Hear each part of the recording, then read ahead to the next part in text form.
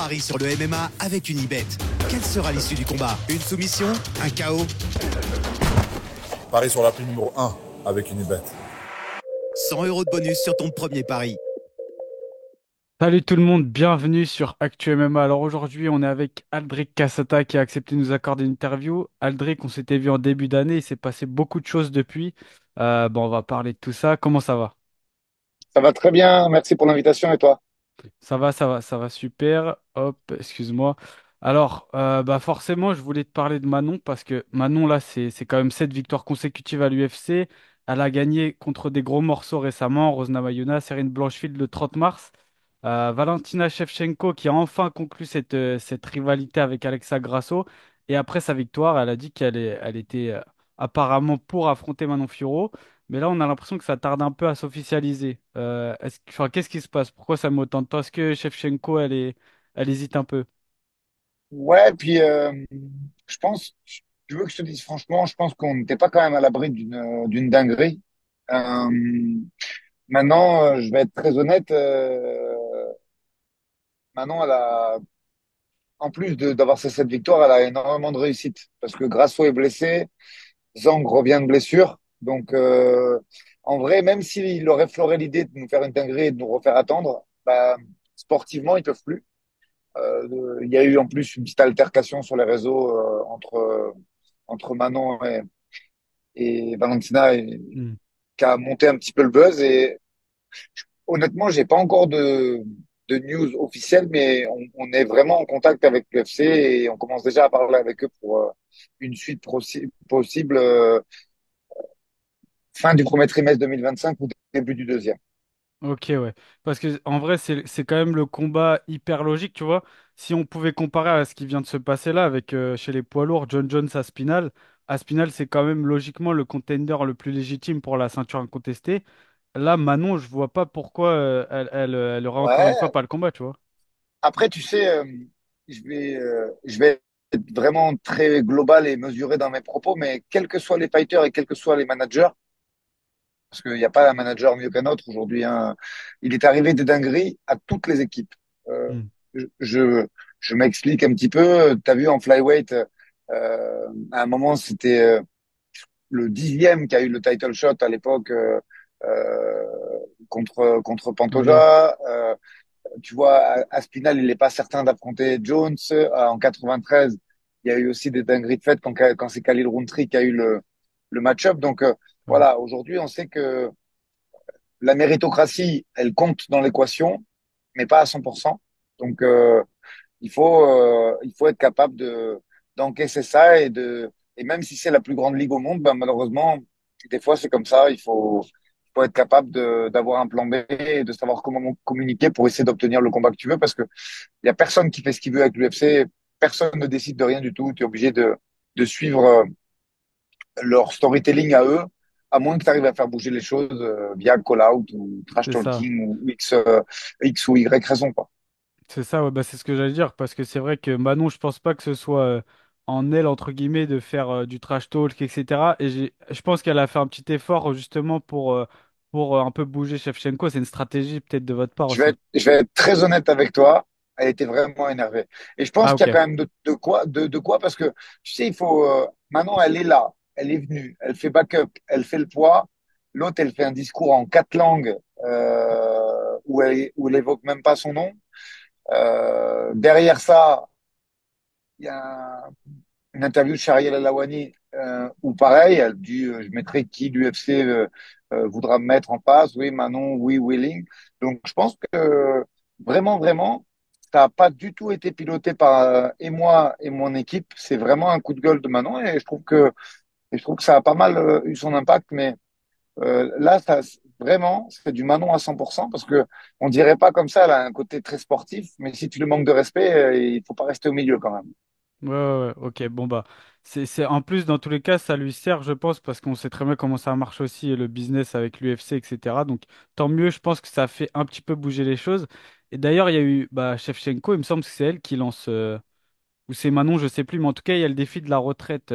Celle qui perd Ouais. prend sa retraite. Est-ce que est-ce que c'est vrai ou c'est juste pour faire monter un petit peu la tension, quoi? Ah non, non, je pense qu'elles le pensent toutes les deux.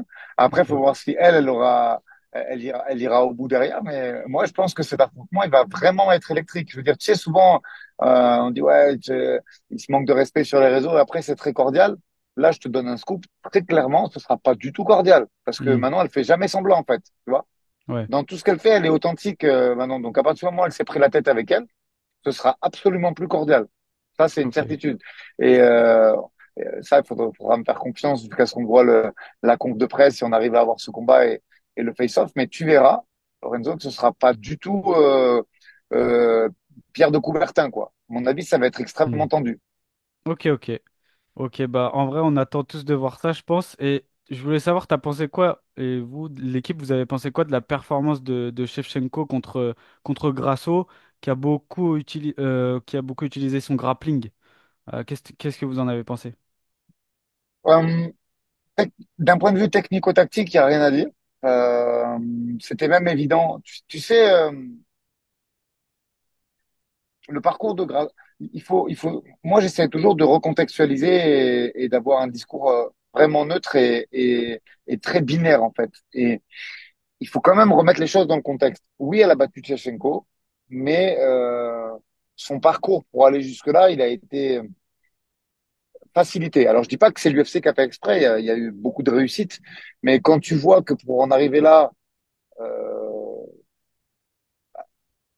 il y a pas de très gros contender à la ceinture, quoi. Tu vois, elle bat Joanne Wood, euh, elle va chercher, elle va pas chercher les poids lourds de la division, Alexa. Donc, on l'avait Hmm. pas vu. À 52, on l'avait vu contre des filles qui la lutte, ça s'était toujours très mal passé. Ouais. À 57, on savait pas, mais c'était évident qu'il y a une faiblesse parce que ça met des années, en fait. Dire, aujourd'hui, le chain wrestling, le cage control, être capable de créer un scramble pour se relever, ce sont des faiblesses qui sont identifiables rapidement, mais qui sont résorbables avec beaucoup de temps. C'est-à-dire Hmm. que tu peux pas travailler 6 mois et dire ça y est, ce problème est réglé. C'est, en vrai, je vais être entre les athlètes, il faut entre 3 et 5 ans pour avoir une grosse lutte et un bon jeu au sol pour te relever. Donc voilà, il y a un game plan qui a été étudié. Ça a fait un combat extrêmement ennuyeux, hein, soyons honnêtes. Ouais. Euh, mais le game plan en lui-même était intéressant. Maintenant, la question, c'est est-ce qu'elle est capable de faire mieux que ça debout si elle a une adversaire qui la force à rester debout ou pas? Ben, ça, c'est à moi et mon équipe, avec Jérôme, on est déjà dessus. Et c'est à nous de déterminer ça. Moi, je pense que debout, on sera devant et que le, la- le jeu en lutte de maintenant est bien, bien supérieur à celui de Grasso. Voilà ce que j'en pense très sincèrement et très honnêtement. Ok, ouais. Bah, c'est clair que. Et bah, d'ailleurs, c'est Erin Blanchfield, la précédente adversaire de Manon, qui voit Manon Fiorot l'emporter face à Shevchenko. Elle a expliqué que pour elle, c'est le physique de Manon qui allait faire surtout la différence, mais que selon elle, Manon est moins technique que Shevchenko. Qu'est-ce que t'en penses, toi, de cet aspect-là? Moi, je vais être honnête avec toi. Je pense que Manon, elle est meilleure que Tchevchenko partout. Ok. Et en plus, elle a vraiment bien fait les choses. C'est-à-dire que à l'époque où elle a battu Jennifer Maia, qui était elle-même contender à la ceinture, effectivement, il y a eu la fameuse histoire où j'ai traduit un peu à l'arrache pour passer le truc. Mais Manon, c'est pas qu'elle voulait pas affronter Tchevchenko. Elle a même dit dans la conférence de presse d'après-combat qu'elle se sentait déjà meilleure à elle. C'est que meilleure qu'elle, pardon. C'est qu'elle souhaitait avoir l'expérience, tu vois, le run équivalent pour ne pas avoir aucune lacune vis-à-vis de Valentina le jour de leur affrontement. Bon, Hmm. ben, aujourd'hui, c'est chose faite. Tu vois, elle est sur un run à 7-0.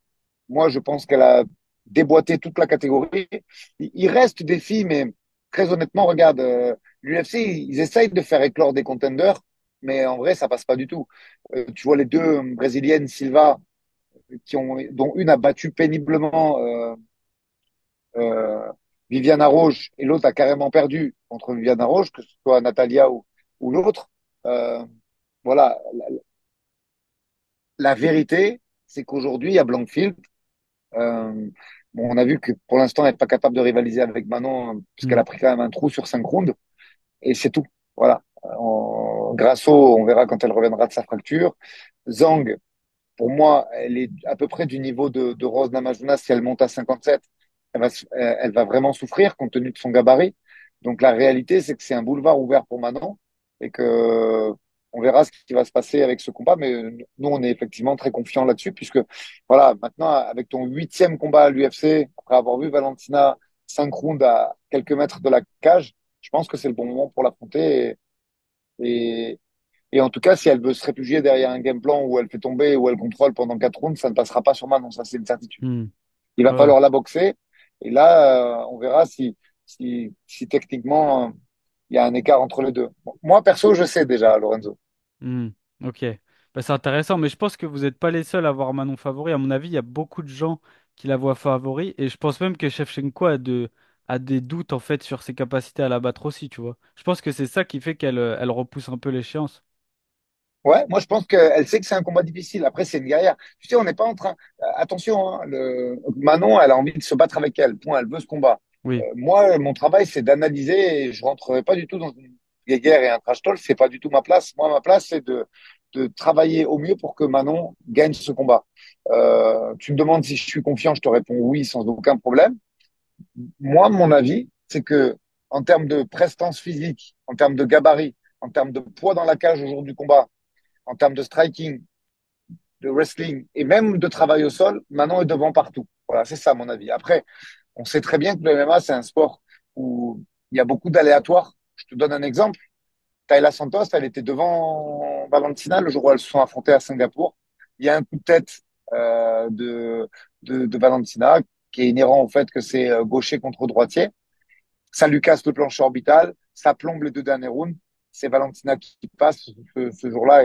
Et sinon, il y aurait peut-être eu une revanche ou une trilogie contre Santos. Et Santos, ça serait peut-être toujours à l'UFC, tu vois. Mais voilà, on Hmm. sait que dans un combat, il peut y avoir euh, beaucoup de choses qui se passent. Mais en tout cas, en termes de niveau, aujourd'hui, moi, je suis pas du tout inquiet. Ok, ouais. Mais c'est même contre. Je suis d'accord, forcément, ça reste des sports de combat, du MMA, il y a toujours des inconnus. Mais face à Erin Blanchfield, j'ai l'impression qu'il n'y a eu aucun doute, ni avant, ni pendant, ni après. Tu vois, c'était un Non, puis peu. tu as vu, c'est Manon qui décide de la lutter. Moi, dans les vestiaires, je rigole parce que on en a reparlé il y a pas très longtemps. Tu vois, je lui dis attention, elle va faire une guillotine. Et en fait, on avait tellement travaillé avec Fabio la sortie de guillotine et tous les travaux autour. Elle a dit non, non, mais je m'en fous. Je veux la lutter, qu'elle comprenne que parce que tu sais, Langfield dans sa conférence de presse, et dans toutes les sorties médias qu'elle avait fait, elle avait un peu vendu le combat comme si c'était si je l'attrape, elle est morte, tu vois. Hmm. Elle est meilleure que moi debout, mais si je lui mets la main dessus, je la finis. Et en fait, psychologiquement, je pense que ce takedown qui arrive très rapidement, Blankfield qui prend la guillotine et Manon qui crée un scramble et qui gère ça assez facilement, je pense que ça a mis un très très gros coup à Irine et en fait, ça a répondu aussi à pas mal de gens qui disaient oui, le sol de Manon. Euh, et, et, et est-ce que c'est une vraie ceinture noire? Tu sais, il y a des gens quand même qui vont loin, hein, parce qu'elle avait pris sa ceinture noire quelques mois avant le combat. Des gens qui disent, ouais, mais c'est en fait, c'est pour le storytelling. Non, non.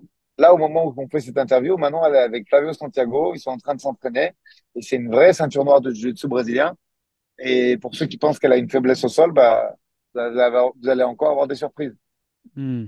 Ok, bah c'est intéressant. En tout cas, on a hâte de voir la suite. J'espère qu'il y aura. Tu m'as dit au début mi-2025, c'est ça? Peut-être premier trimestre ou. Ouais, moi je suis assez confiant entre mars et mai, mais au moment où on fait cette interview, franchement, il n'y a rien d'officiel. Ok, très bien. Bah, on attend ça, mais enfin, selon moi en tout cas, malheureusement, c'est pas moi qui décide, mais je pense que ça devrait être Manon la prochaine, quoi. Et je voulais te demander aussi, parce que tu vois, rien que sur Actu MMA, sur le site, les articles, etc., je vois que les articles de Manon font beaucoup plus de vues qu'avant. J'ai l'impression que c'est un indicateur. Est-ce que vous ressentez qu'il y a eu une hausse d'engouement par rapport à avant, en fait? Ouais, ouais, ouais. Là, pour l'instant, maintenant, elle veut pas trop s'exprimer parce qu'en fait, elle a envie de parler quand elle aura ce combat, tout simplement. Mais il y a énormément de demandes d'interviews. Il y a pas mal de trucs qu'on veut pas faire pour le moment parce que, tu vois, elle est vraiment focus sur ça. Je veux dire, Ouais. là, elle pourrait accepter pas mal de trucs, même des séries télé, des apparitions, des choses comme ça. Et en fait, elle veut pas. Elle s'entraîne vraiment 2 à 3 fois par jour, que ce soit en striking avec Jérôme Bollerin, que ce soit avec Flavio, avec Jerry, avec Jean-Robert Monnier. avec son préparateur physique. En fait, là, elle s'entraîne plus que certaines personnes quand elles sont en camp d'entraînement.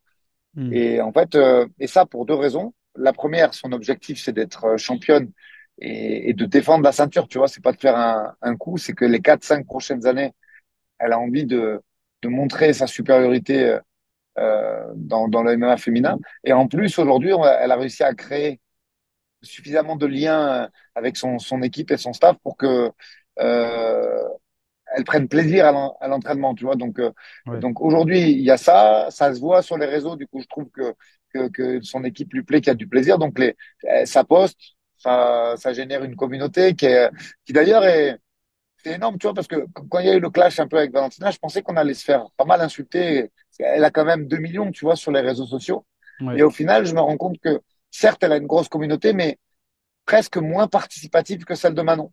Tu Hmm. vois, quand je vais voir les posts de Valentina, je vois pas mal de Français qui vont mettre des Ouais. commentaires un peu rageants à Valentina et pas l'inverse, tu vois. Donc, oui, oui, on le sent. Il y a pas mal d'engouement, il y a beaucoup de journalistes qui veulent lui parler. On lui propose des trucs un peu, séries télé, apparitions plateau, tout ça. Mais pour l'instant, c'est pas ce qu'elle veut. Elle veut cette ceinture. Et, euh, et on voit qu'il y a un très gros gap, tu vois. Celui qui passe challenger à la ceinture ou champion UFC, les réseaux, ils explosent. Ouais. Donc, elle aura le temps de s'en occuper, de développer ça encore mieux par la suite. Mais pour l'instant, ouais, elle sent beaucoup de très bonne énergie, mais le focus, il est sur le sportif. Ok, ouais, très bien. Bah là, tu es en route pour Marseille, pour l'Ares Ouais, 27, Virgil Hogan qui combat demain. Donc, il a remporté le titre des poids moyens contre Vlad Gutu, les poids moyens de l'Ares FC. Et demain, donc, il affronte le Brésilien Moacir Rocha. Est-ce que tu peux nous parler un peu de cet adversaire pour la première défense de titre? ouais. Pour être un tout petit peu plus complet, parce que les gens, ils savent Ouais. pas, on fait main et co-main sur le RS, puisque Oui, Ilyes Giroud fait aussi partie du club, on s'entraîne ensemble depuis maintenant plus de 5 ans. Où il est parti de Marseille. Donc c'est un très gros week-end pour le club. On est aussi présent sur Hexagone, mais via Barry Sadiguzel qui va faire la ceinture des Bantams. Donc voilà, très gros week-end. ouais. Moacir Rocha, moi, effectivement, il n'est pas hyper connu, mais je trouve que pour la carrière de Virgile, c'est une bonne évolution dans la mesure où là, il prend un mec qui a 21 combats pro, qui a fait le LFA, qui a fait le Jungle Fight, euh, qui a quand même beaucoup de finish, puisque je crois qu'il a 11 finishes sur ses 14 victoires. Donc, c'est pas du tout un peintre. Il est grand, il fait 1m93. Euh, je trouve que, voilà, huitième combat professionnel du Virgile. C'est un adversaire qui a combattu à l'international, qui a combattu au State. Euh, on avance bien. Voilà, on avance bien. Sur le palmarès du Ouais. Virgile, il y avait déjà un mec qui a fait les Dana White Contender Series il y a 2 combats. Il y avait Goutou au milieu, mais Goutou qui est un sacré piège. Hein. Vlad Goutou, pour moi, effectivement, c'est un mec qui a 2, 3 combats pro, mais c'est un très, très gros niveau de lutte. Très, Hmm. très, très gros niveau de lutte. C'est un athlète qui est extrêmement explosif. Et c'est vraiment pas un mec qui a 2-0, quoi, au moment où il l'affronte. C'est vraiment, pour moi, c'est un cancer. Quand je dis ça, c'est pas péjoratif. C'est un mec à le niveau d'un mec qui a 10, 15 combats et qui n'en a que 2. Donc, c'était un piège aussi, ça. Vraiment, c'était un piège. Et, et là, c'est bien. Voilà, il a un adversaire avec un certain palmarès. On fait pas un bon fight matrix, mais c'est sensiblement égal. Donc, ça le fera progresser dans le classement. Et il prend quelqu'un avec de l'expérience à l'international. Je suis assez satisfait, moi, du match-up. Et de toute façon, pour être honnête avec toi, je l'avais validé avec le matchmaker d'Ares il y a quelques mois parce que il me semblait avoir du sens. Hmm. Ok, ouais. Donc là, le but, c'est vraiment de faire étape par étape, de pas brûler les étapes, justement. Et est-ce que le but, c'est de défendre plusieurs fois la ceinture aussi à l'arrêt, c'est de confirmer vraiment ce statut de champion ou de saisir les opportunités quand elles se présentent? Franchement, je vais pas parler à la place de Virgile, mais aujourd'hui, que ce soit Virgil Hogan et Axel Sola, leur choix, il est sportif. C'est-à-dire que ils sont pas là pour avoir des contre-propositions de diverses organisations émergentes. Ils Ok. veulent suivre Manon à l'UFC. Donc, on sait qu'aujourd'hui, il y a Hunter Campbell qui en a parlé sur un podcast il y a pas très longtemps. Effectivement, avec le Dana White Contender Series, l'UFC était un peu était au-dessus du quota de fighter. C'est-à-dire que malheureusement, tu sais, c'est pas comme la NBA ou la NFL où s'il y a un trop plein de talent, tu peux faire une équipe en plus. Tu vois, pour donner Ouais. un exemple, la NBA, là, ils sont en train de voir s'ils font une équipe à Vegas. Donc, ça va ouvrir 30 postes de plus aux universitaires, aux mecs de la draft. En MMA, c'est pas comme ça que ça se passe. Il y a 52 week-ends dans l'année et il y a déjà plus de 40 events UFC. Et si tu ajoutes le Dana White Contender Series, on est quasiment à un event par semaine. Donc, effectivement, le roster de l'UFC, il ne peut faire que 600 et quelques athlètes. Or, au moment où on se parle, ils sont à 700. Ouais, Donc voilà, les places sont chères. On sait qu'ils vont devoir dégraisser avant de reprendre du monde. On est un marché qui émerge, mais on n'est pas un très gros marché. Il y a déjà 12 fighters à l'UFC. Donc, il va falloir être patient. Ça ne veut pas dire qu'en 2025, il ne va pas y avoir de signature, mais il faut être patient. Donc, le, le cap, ça n'a pas changé. C'est défendre la ceinture d'Ares jusqu'à avoir une opportunité à l'UFC, puisque les contrats Ares, on sait qu'ils sont munis d'un ce qu'on appelle un UFC release, c'est-à-dire qu'ils sont libérés de leur contrat s'ils signent à l'UFC. Donc voilà, l'objectif, c'est toujours le même. C'est juste que au lieu d'attendre et de dire bah on combat plus jusqu'à avoir une place à l'UFC, on défend et on prend de l'expérience parce que il faut être honnête, si tu défends pas la ceinture d'Ares contre des mecs qui sont pas à l'UFC, t'as aucune chance de performer dans cette ligue. ouais. Donc le bail est simple, prendre de l'expérience, continuer à progresser et signer à l'UFC en 2025, c'est l'objectif Ok.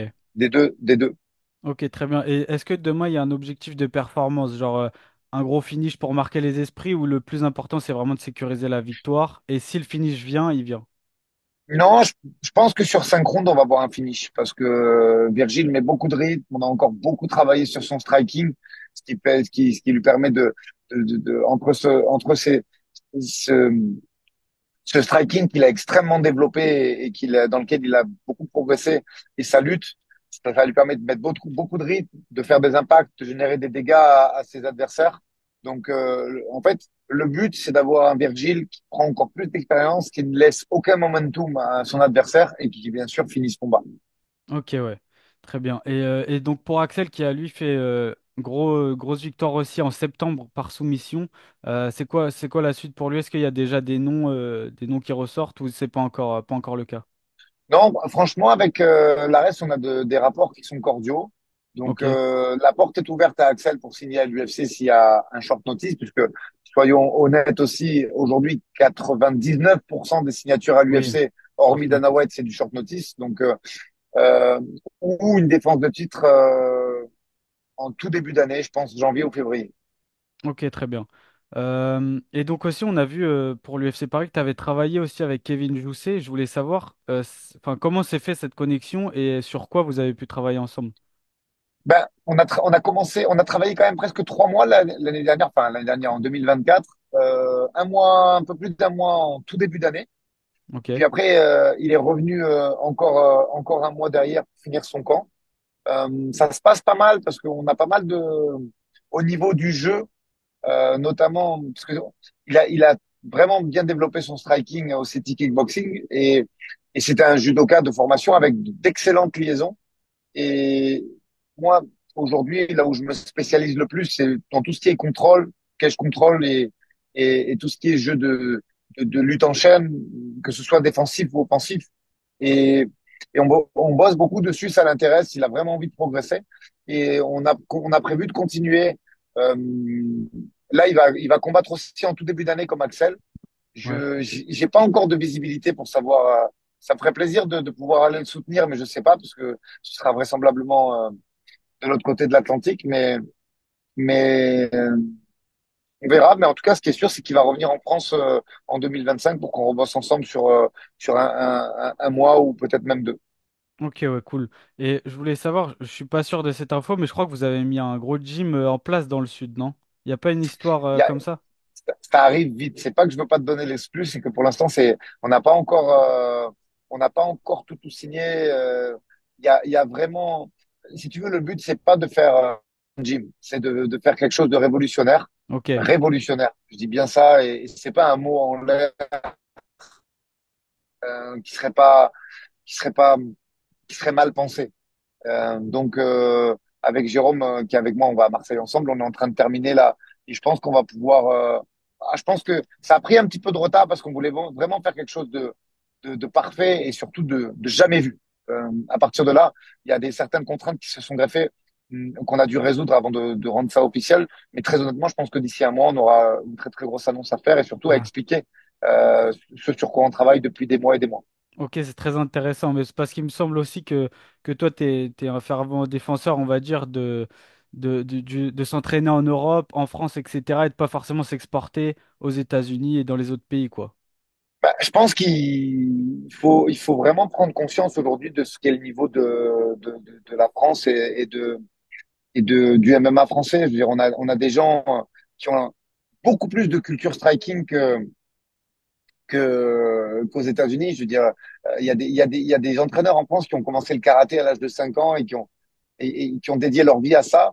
Alors bien sûr que la lutte universitaire américaine, elle est connue et reconnue, mais on a, il y a d'excellents lutteurs qui ont assuré la transition aujourd'hui avec le grappling. Et je pense que vraiment, la seule diff aujourd'hui qui se fait, c'est sur les structures et sur les sparring. Et une fois que ce problème-là sera réglé, même au niveau de la médecine, de la réathlétisation, de la préparation physique, on n'a pas du tout à rougir des Américains. Et je pense qu'on est capable de faire vraiment aussi bien, et même je rajouterais sinon mieux. Ok, très bien. Mais en tout cas, c'est très intéressant. On a hâte d'avoir l'annonce potentielle dans peut-être un mois.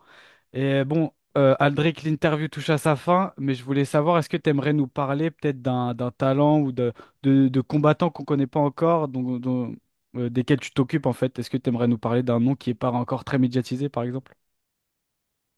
Ouais, écoute, bah, là sur ce week-end, on a déjà trois combattants qui sont mis en avant, qui sont Sergey Logan, Ilyas Giroun et Baris Sadiguzel qui va faire la ceinture de l'Hexagone contre Anas Azizoun.